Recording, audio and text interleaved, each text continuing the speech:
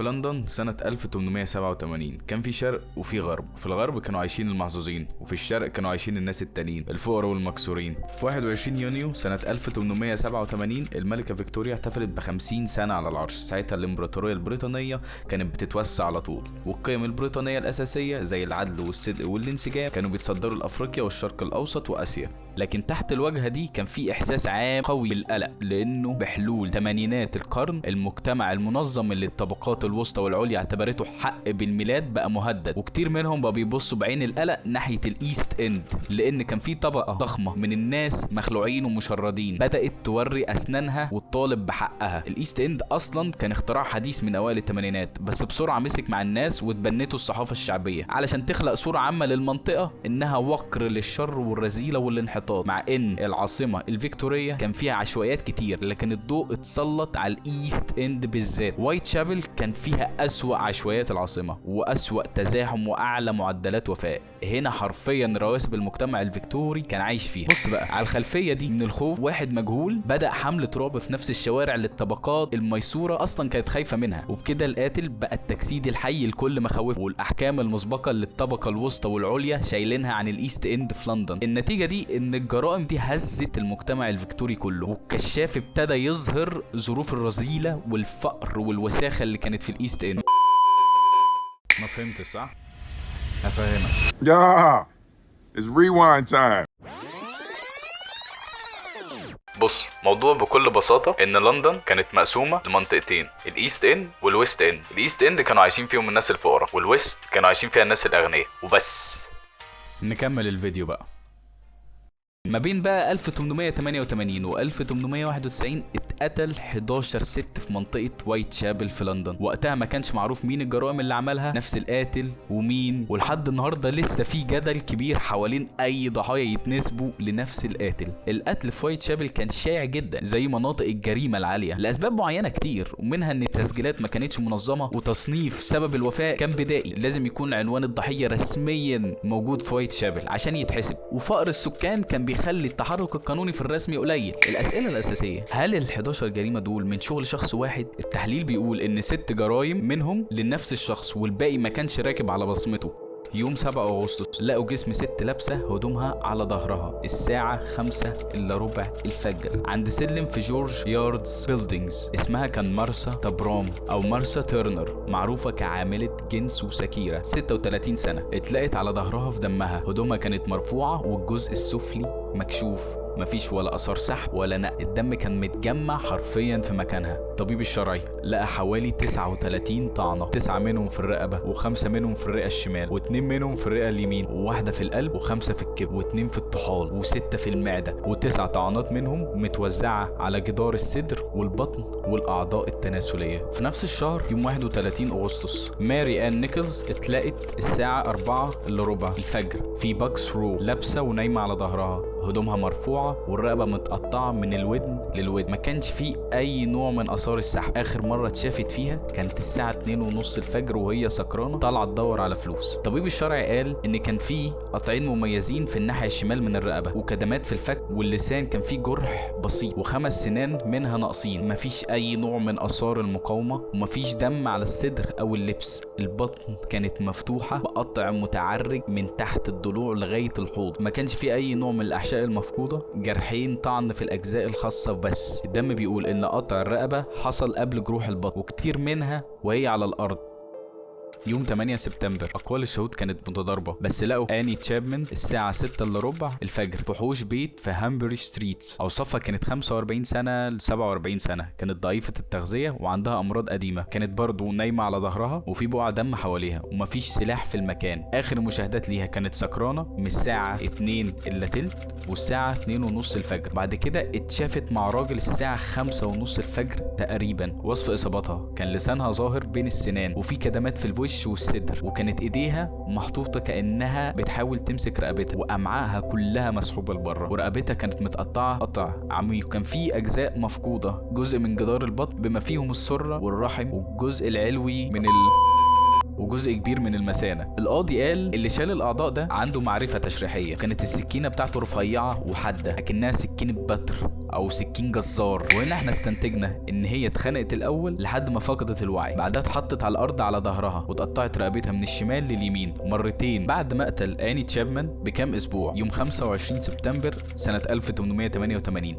اتكتب خطاب لافت للنظر واتبعت لوكالة اسمها سنترال نيوز في لندن. الوكالة استلمته رسميا يوم 27 سبتمبر يعني بعدها بيومين، والخطاب ده كان أول مرة يظهر فيها توقيع القاتل.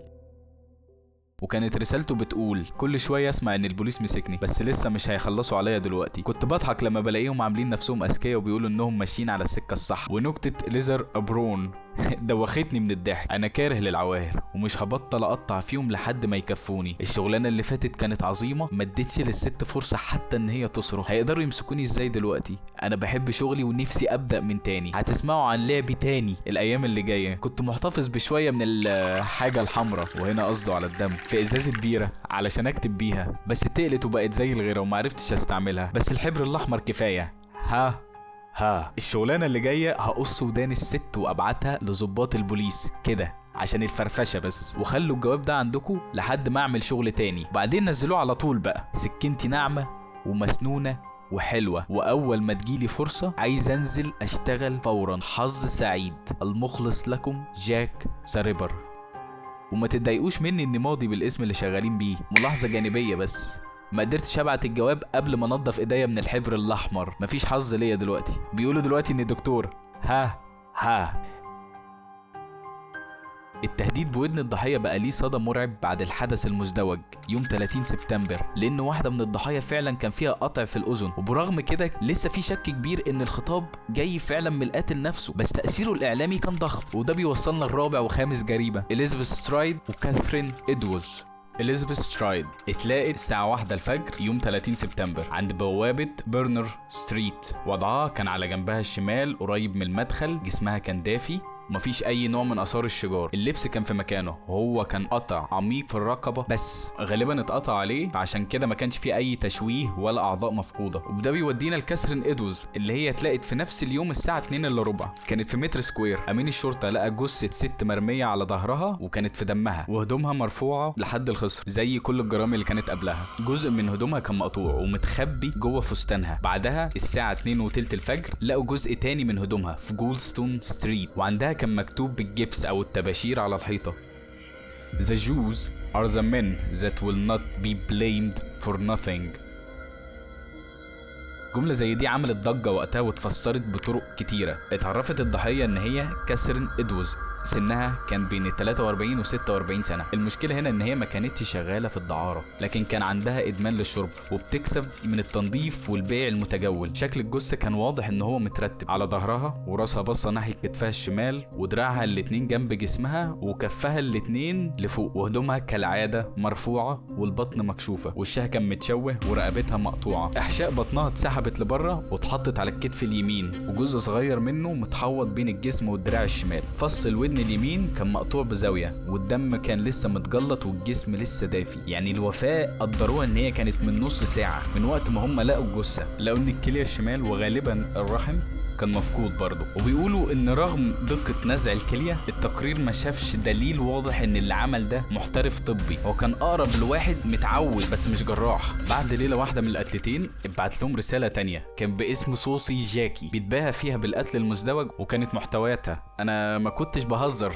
يا بوس لما اديتك التلميح، بكره تسمع عن شغل صوصي جاكي. المره دي كان حادث مزدوج. الاولى صرخت شويه، ما قدرتش اخلصها على طول، ما كانش عندي وقت اجيب الودان للبوليس، بس شكرا ان انت خبيت الجواب اللي فات لحد ما رجعت للشغل. جاك ذا ريبر.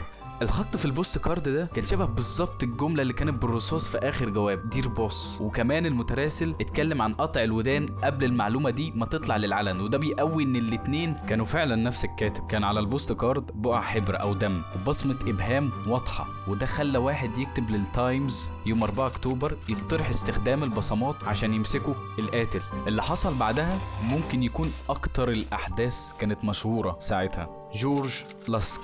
مين لاسك؟ جورج كان رئيس لجنة اليقظة في مايل اند. شوية تجار وسكان محليين بيتعاونوا مع البوليس وبيضغطوا عشان يتصرفوا ويصرفوا مكافأة للقبض على السفاح. وعشان اللجنة دي كانت بتكلم الصحافة اوقات، عنوانه كان معروف. بعد الحدث المزدوج فضل يلاحظ ان في حد بيلف حوالين بيته بالليل، وساعتها فعلا طلب حماية من البوليس. بس وصل له حاجة يوم 16 اكتوبر 1888، وصل له طرد فيه نص كلية ومعاها جواب مكتوب بإملاء رقيق وعشوائي وعنوانه From Hell. انا بعت لك نص الكليه اللي خدتها من واحده وحافظها لك، والنص التاني قليته واكلته وكان طعمه حلو. يمكن ابعت لك السكينه اللي طلعتها بيها لو استنيت شويه كمان. Catch me when you can Mr. Lusk. افتكرها مقلب، فرمى الطرد اللي جاله في درج مكتبه يوم كامل. بعدها وراه لاعضاء اللجنه، فراحوا بيه لعياده دكتور فريدريك وايلز في مايل اند رود، بس فحصوا دكتور ريد بداله. بعدين ودوه لتوماس وبانشو في مستشفى لندن، وقال ان دي فعلا نص كليه بشريه شمال ومفيش تاكيدات زايده. الصحافه نقلت عن دكتور ريد كلام مضلل، ان اوبانشو قال الكليه لست حوالي 45 سنه ومتاخده من الجسم بقالها 3 اسابيع. بس اوبانشو نفى الكلام، قال ان هو ما يقدرش يحدد ست او راجل ولا حتى التوقيت، لانها كانت محفوظه في كحول. هل هي بتاعت ادوز؟ طبيعي الناس تربطها بالكليه الشمال المفقوده من كاثرين. يوم 29 اكتوبر اتبعت للبوليس رساله تانية: Have you seen the devil؟ يا بص، انت كنت صح، هي كانت فعلا الكليه الشمال. انا كنت ناوي اعمل عمليه تاني قريب من المستشفى بتاعتك، ولما جيت اسحب سكينتي على رقبتها الملعونه الكلاب بتوع البوليس بوظوا اللعبه. بس غالبا هرجع للشغل قريب وهبعت لك حته تاني. المخلص لك جاك ذا ريبر.